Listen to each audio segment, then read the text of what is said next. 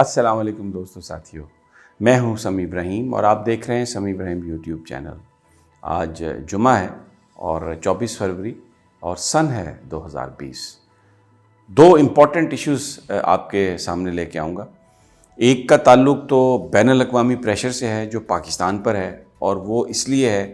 کہ ہمیں یہ کہا جا رہا ہے کہ ہم کشمیر پر اپنا جو موقف ہے اس کو ختم کر دیں اور اس خطے میں ہم بھارت کی ہیجمنی کو ایکسیپٹ کر لیں، کیونکہ بھارت امریکہ کا الائی ہے، اور چائنا کو چھوڑ دیں، رشیا کو چھوڑ دیں اور بالکل دم ہلاتے ہوئے جو امریکہ کہہ رہا ہے وہ ہم کریں۔ یہ بیسیکلی بین الاقوامی پریشر کی وجہ ہے، اور اسی کے ساتھ ساتھ انٹرنلی بھی ایک انسرٹینٹی کریٹ کرنے کی کوشش کی جا رہی ہے، اور جو معاملات ہیں ان کو اس طریقے سے بگاڑ پیدا کرنے کی کوشش کی جا رہی ہے ان میں کہ حکومت سموتھلی نہ چل سکے۔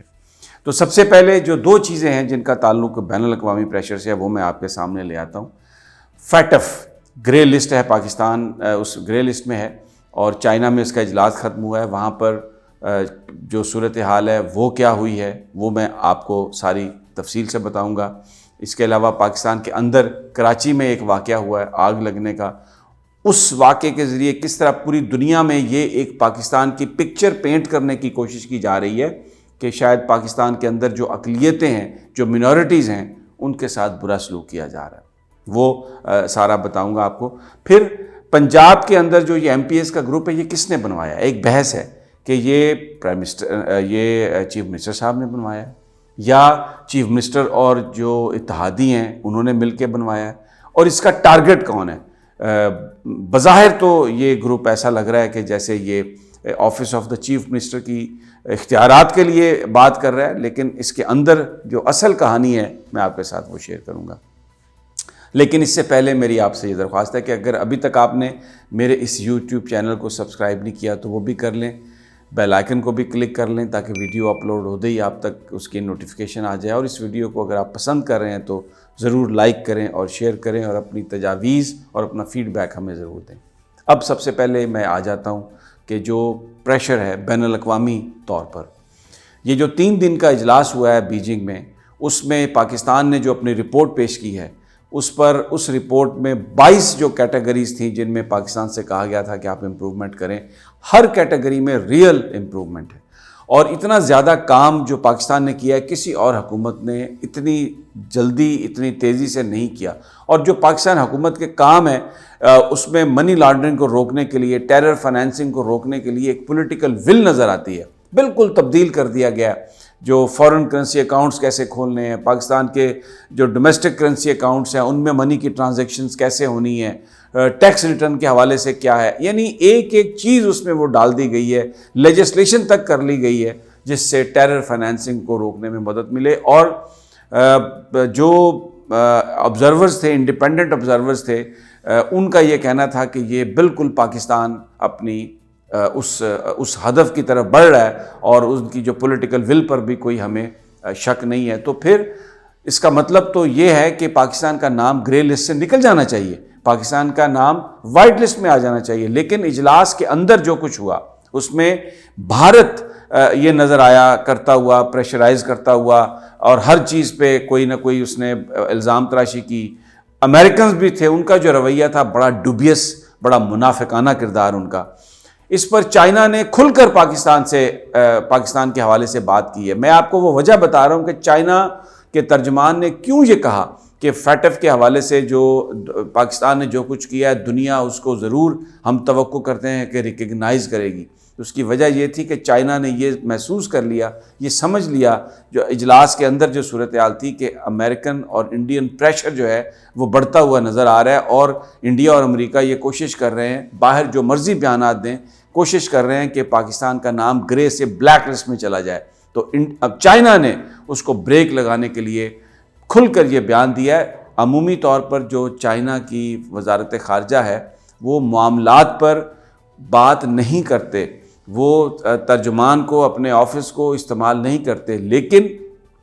ریسنٹلی ایک تو جو امریکہ نے سی پیک کے حوالے سے ہرزہ سرائی کی، اس کا چائنیز نے کھل کر جواب دیا۔ اور یہ کہا کہ یہ بالکل امریکہ جو بھی کہہ رہا ہے جھوٹ کہہ رہا ہے. اور پھر فیٹف کے اجلاس کے اندر جو کچھ ہوا اس کو بھانپتے ہوئے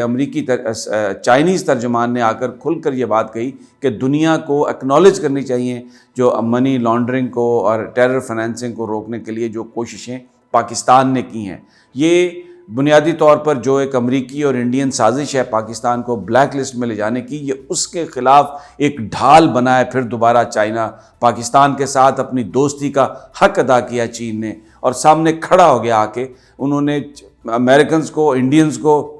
اور جو فیٹف کے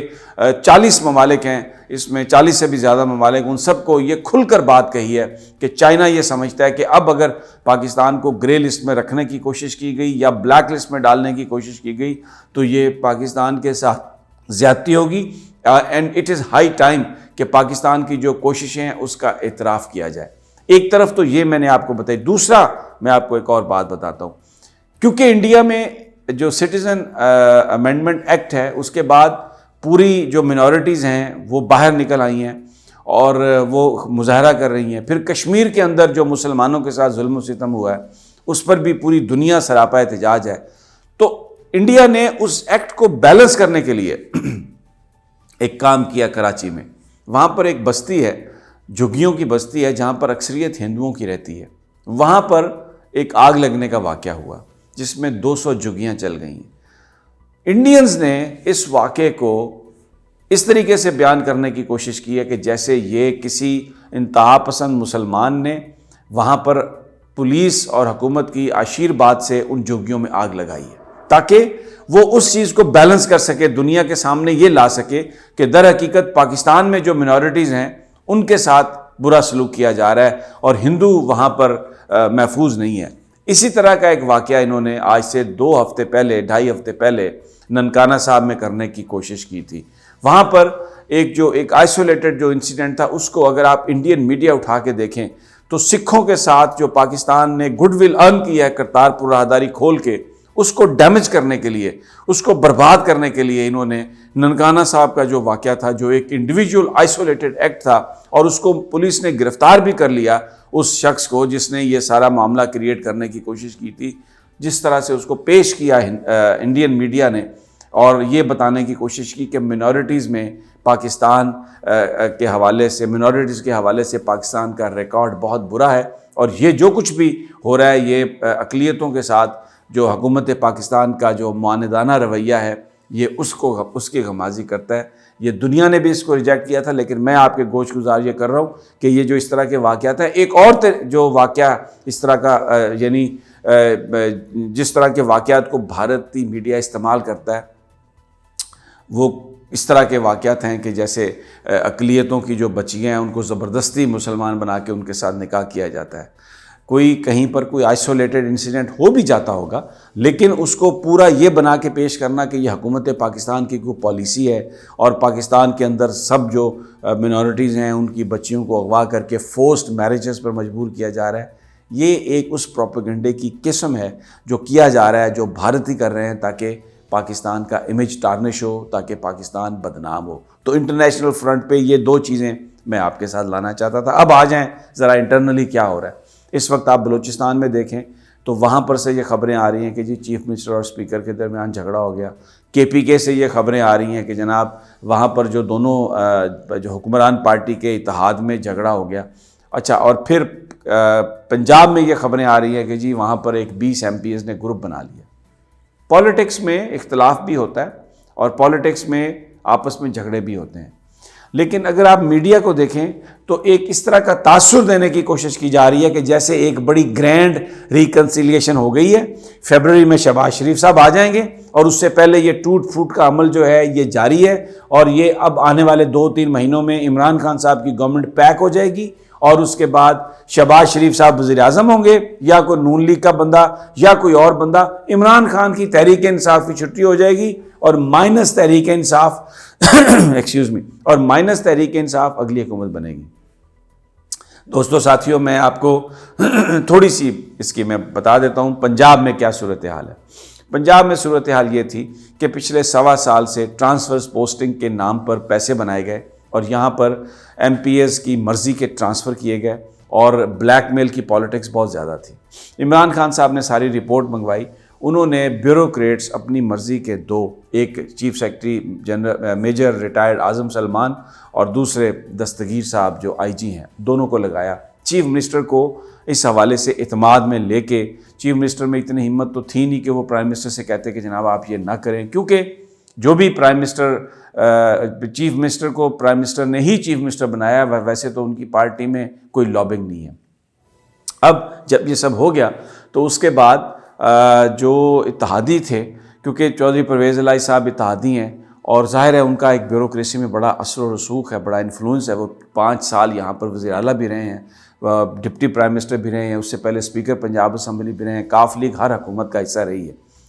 تو اب جب اعظم سلمان صاحب نے آ کے چیف سیکرٹری کے طور پر وہ سارا سلسلہ بند کر دیا، تو جو ساتھی ہیں جناب عثمان بزدار صاحب کے، وہ اور بہت سارے لوگ جو ان کے اتحادیوں کے ساتھی ہیں، انہوں نے مل کے یہ ایک گروپ بنایا ہے۔ اور در حقیقت میں آپ سے یہ عرض کر رہا ہوں کہ یہ کوئی جو یہ بات کر رہے ہیں، یہ جو سارا گروپ جو ہے، یہ نہیں، ان کا مقصد یہ نہیں ہے کہ چیف منسٹر کا آفس کوئی مضبوط ہو، ان کا صرف ایک منشا ہے، وہ یہ کہ وہ جو پہلے ٹرانسفرز، پوسٹنگ اور جو سب ناجائز گھپلہ ہو رہا تھا وہ اسی طریقے سے شروع ہو جائے۔ تو انہوں نے یہ گروپ بنایا اور یہ اب عثمان بزدار صاحب یہ گروپ کو بلا رہے ہیں، مل رہے ہیں۔ پھر اس میں آپ کو ایک اتحادی جو ایم پی ہیں، ایم این اے ہیں، ان کی چیف سیکرٹری سے ملاقات ہوئی تو انہوں نے یہ کہا کہ جناب ہمارا تو ایک ایگریمنٹ ہے عثمان بزدار صاحب سے، تو اب یہ ٹرانسفرز، پوسٹنگ اور اس میں آپ نے ہماری مدد کرنی ہے۔ تو جس پر چیف سیکرٹری نے کہا کہ بھائی آپ کا پولیٹیکل ایگریمنٹ ہے، آپ ان کے پاس جائیں، میرے پاس تو میں تو یہ قوانین ہیں، یہ قواعد ہیں، اس کے مطابق میں نے کام کرنا ہے۔ تو ہمیں بہت سارے اتحادی جماعتوں کے رہنما بڑی تنقید کرتے ہوئے نظر آ رہے ہیں۔ وہ بیسیکلی ہر ایم این اے، ہر ایم پی اے اپنے ضلع میں چیف منسٹر بن کے ایکٹ کرنا چاہتا ہے، اور عثمان بزدار بھی اس معاملے میں ان کے ساتھ ہیں، بڑی خاموشی سے یہ تاثر دے رہے ہیں کہ دیکھیں جی یہ تو میرے اوپر بھی پریشر ڈل رہا ہے۔ لیکن عمران خان صاحب کے پاس ہر طرح کی رپورٹ ہے، انہوں نے ایف آئی اے کو لگا دیا ہے واجد ضیاء صاحب کی سربراہی میں کہ وہ معلوم کریں کہ یہ گندم کا بحران کیسے ہوا ہے۔ اور اب کیونکہ پرائم منسٹر پاکستان واپس پہنچ چکے ہیں، تو یہ جو کچھ کرنے کی کوشش ہو رہی ہے پنجاب میں کہ جناب آپ اختیار دوبارہ لیں، چیف منسٹر کو دیں اور پھر اسی طرح کی منمانیاں ہوں، ایسا لگتا نہیں ہے کہ عمران خان صاحب اس کی اجازت دیں گے۔ لیکن دوستو، جیسے ہی یہ چیزیں انفولڈ ہوں گی میں آپ کے گوش گزار کرتا رہوں گا۔ اگلی ویڈیو تک مجھے اجازت دیجیے، اللہ نگہبان۔